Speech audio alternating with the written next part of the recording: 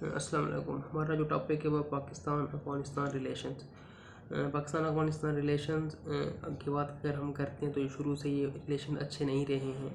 हालांकि दोनों ममालिक जो है आपस में हिस्टोरिकल इथनिक और कल्चरल इनके जो टाइज़ हैं वो काफ़ी डीप होने के बावजूद ये रिलेशन अच्छे नहीं हैं। उसकी एक ही वजह है, वो है ड्यूरल लाइन। ड्यूरल लाइन क्या है? ये पाकिस्तान और अफ़गानिस्तान के दरमियान एक इंटरनेशनल बॉर्डर लाइन है, ठीक है ना। और ये कब ड्रॉ की गई, तो उसके लिए अगर हम बहुत पहले की हिस्ट्री की तरफ देखें तो सर अब्दुर्रहमान जो थे, जो इनके अफ़गानिस्तान के किंग रहे हैं, जब उनका दौर था तब जो अफ़गानिस्तान था वो दो बड़ी पावर्स, इधर से ब्रिटिश उधर से रशिया के दरमियान में पाया जाता था, जो कि एक बफर जोन, ब्रिटिश इसको एक बफर जोन भी समझते थे। और ब्रिटिश को हमेशा ये डर रहता था कि कहीं कभी भी जो रशिया है वो अफ़गानिस्तान के रास्ते उन पर हमला ना कर दे। और अफ़गानिस्तान को भी अपनी ही टेरिटरी और अपने लोगों की मतलब काफ़ी फिक्र होती थी, जिसकी वजह से ये बॉर्डर डिस्प्यूटेड थे। तो इसका सारा जो बॉर्डर था वो डिस्प्यूटेड था। तो तभी इसने चाइना के साथ भी, तेहरान के साथ 900 किलोमीटर की ये बाउंड्री थी, ये साइन की थी। और 1887 के अंदर 85 और 87 के अंदर जाके काम किया था इसने। रशिया के साथ भी अपनी बाउंड्री को सिक्योर किया था, जो कि आज की उनकी इंटरनेशनल बाउंड्री है। और तभी 1893 के अंदर अब्दुर्रहमान ने सर मोर्टिमर के दरमियान एक मुआहदा हुआ, जो कि एक ब्रिटिश का मतलब है वायसराय था, उनके दरमियान एक मुआहदा हुआ था, यानी कि इस लैंड यानी कि एक बॉर्डर को लेके मुआहदा हुआ था। और मुआहदे के ज़रिए एक लैंड ड्रॉ की गई, जिस पर काफ़ी टाइम काम करने के बावजूद एक लैंड ड्रॉ की गई और इसका नाम ड्यूरल लैंड रखा गया, क्योंकि ये उसी अंग्रेज़ के नाम पर रखा गया था, ड्यूरल लैंड। तो ड्यूरल लैंड की जो लेंथ है वो वखान बॉर्डर, जो कि 75 किलोमीटर का बॉर्डर है अफ़गानिस्तान का चाइना के साथ, वहाँ से शुरू होती है और ये अपना ईरान तक आती है। 2640 किलोमीटर, 2660 किलोमीटर मुख्तलिफ बुक में लिखा जाता है, इसकी लेंथ है। और अब इस टेरिटरी के ड्रॉ होने से ही मसला शुरू हुआ है, क्योंकि ये जो टेरिटरी है, ये जो लाइन है, बॉर्डर है, इसी बॉर्डर के साथ बलूची और जो पश्तून है वो रहते हैं। इस लैंड के ड्रॉ होने से कुछ बलूची और पश्तून बॉर्डर के दूसरी तरफ चले गए और कुछ इस तरफ आ गए। तो इस तरह जो लोग एक अरसे साथ रह रहे थे उनके दरमियान एक लैंड ड्रॉ की गई है, जिसकी वजह से ये इशू क्रिएट होता है। और दूसरा, अगर आज के दौर में देखा जाए तो पश्तून जो हैं वो अफ़गानिस्तान में ज़्यादा क्वांटिटी के अंदर है या ज़्यादा पॉपुलेशन उनकी है, लेकिन इस लैंड के ड्रॉ होने से काफ़ी सारे पश्तून जो है वो उनकी मेजॉरिटी कम हो गई है, जिसकी वजह से उनको अपनी गवर्नमेंट को इस्टेब्लिश करने में भी इशू होता है। तो उसकी वजह से भी ये एक टेरिटोरियल भी है, इथनिक भी है। इस वजह से ये हो जाते हैं कि जो हमारा ये KPK का इलाका है वो सारा का सारा बलूचिस्तान अपना अफ़गानिस्तान का हिस्सा और उनको वापस करना चाहिए। इससे जो ये बाउंड्री, इस बाउंड्री को मानते नहीं अफ़गानिस्तान वाले, जिसको लेके ही ये इशू सारा क्रिएट किया गया है। और इसी वजह से ये कन्फ्लिक्ट हमेशा रहते हैं, बिकॉज ऑफ सिर्फ ये बाउंड्री।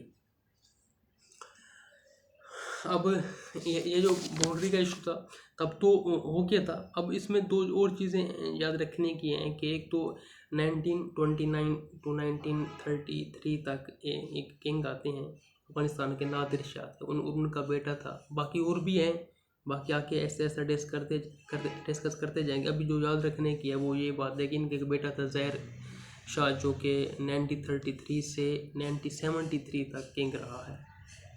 तो वहाँ पर इनका जब ये पाकिस्तान बनने लगा 1947 को, उससे पहले 2 माह पहले जुलाई 1947 जब ये मतलब पाकिस्तान बनने लगा था, ये चीज़ तय हो गई कि अब पाकिस्तान बनने का, तब जो हमारे पास महात्मा गांधी है वो इंडिया से जाता है अफ़गानिस्तान, और वहाँ पर जाके उनके ऑफिशियल से मिलते, उनको कहते हैं कि अंग्रेज़ जो हैं वो मुल्क छोड़ के जा रहे हैं, तो आप पाकिस्तान बनने जा रहे हैं, पाकिस्तान को बनने दें, उसके बाद आप हिस्से की डिमांड करें। या तो उनको बोलें कि ये जो एरिया है, ये जो आपके लोगों का एरिया, इसको अलग एक स्टेट डिक्लेयर कर दें, या फिर इस एरिया को आपके साथ ही मुल्हिक कर दें।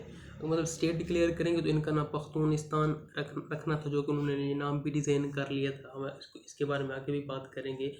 और वरना ये आपके साथ ही मिला दें। तो उसकी बातों में ज़हर शाह आ गया और फिर ज़हर शाह ने डिमांड रख ली, ख़त लिखा था अंग्रेज़ों को जब वो छोड़ के जा रहे थे कि ये हमारा एरिया है, ये बहुत पहले का मुआहदा है जो कि अब्दुर्रहमान के साथ आपने किया था, हमें अब जा रहे हैं तो हमारी टेरिटरी हमें वापस करते जाएँ। तो अंग्रेज़ तब मसरूफ़ थे और उन्होंने इस बात पर ध्यान नहीं दिया और उन्होंने कहा कि जो टेरिटरी जैसे डिसाइड हो चुकी हैं वैसे की वैसे रहेंगी।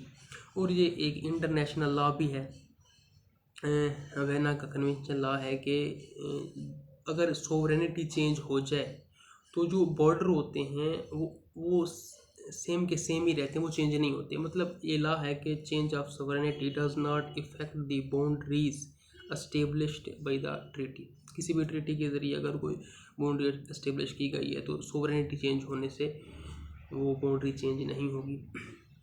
तो इस तरह मतलब ये एक इंटरनेशनल बॉर्डर बन गया है जो कि माना जाता है, इंटरनेशनल लेवल पर इसको माना जाता है कि ये बॉर्डर ही है, लेकिन अफ़गानिस्तान इसको अभी तक नहीं मानता।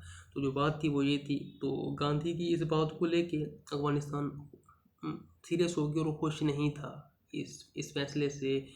और बाद में जब 30 सितंबर यानी पाकिस्तान बन के 1947 को यूएन के अंदर पाकिस्तान को तस्लीम किया जाना था, तब एक ही कंट्री था, वो था अफ़गानिस्तान, जिसने पाकिस्तान को रिकॉग्नाइज़ करने से इनकार कर दिया। तो एक ये इशू था, बहुत बड़ा इशू है। मतलब एक ऐसा कंट्री जो इस्लाम के नाम पर बना हो और उसका हमसाया कंट्री जो ख़ुद मुसलमान हो वो उसको एक्सेप्ट ही ना करे, रिकॉग्नाइज़ ना करे, तो फिर कौन करेगा?